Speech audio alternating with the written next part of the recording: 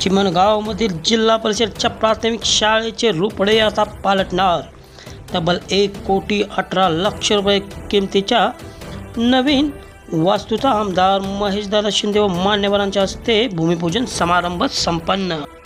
चिमणगाव व पंचक्रोशीतील अनेक गावांमधील मुलांच्या शिक्षणाकरता महत्त्वपूर्ण असलेल्या चिमणगाव येथील जिल्हा परिषद प्राथमिक शाळेची जुन्या इमारतीची दुरवस्था झाली होती.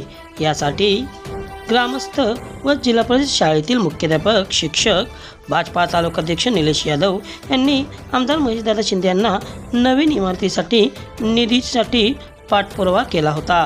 त्याच लगेच अनुसरून आमदार महेशदादा शिंदे यांनीही नेहमीच विद्यार्थी हिताला सर्वोच्च प्राधान्य दिले आहे.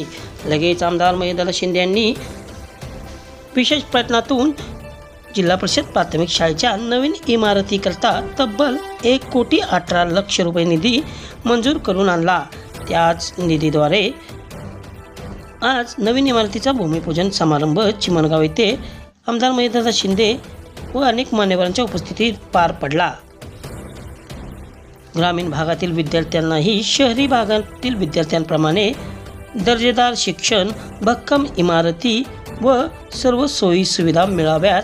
त्याचबरोबर ग्रामीण भागातील विद्यार्थीही देश पातळीवर, राज्य पातळीवर शिक्षण क्षेत्रात व विविध क्षेत्रात चमकावा यासाठी सर्वांनीच एकत्रित प्रयत्न करणे गरजेचे असल्याचे मत यावेळी बोलताना आमदार महेशदादा शिंदे यांनी व्यक्त केले.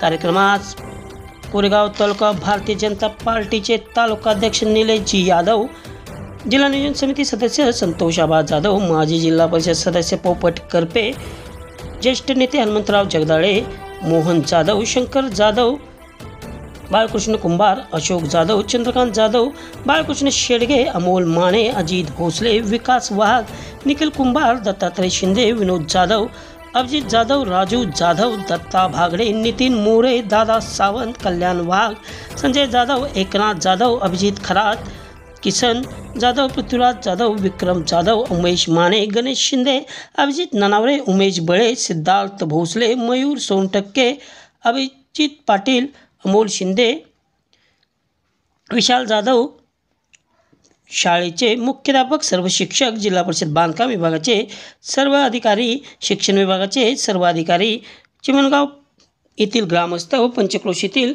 ग्रामस्थ, पदाधिकारी, कार्यकर्ते मोठ्या संख्येने उपस्थित होते.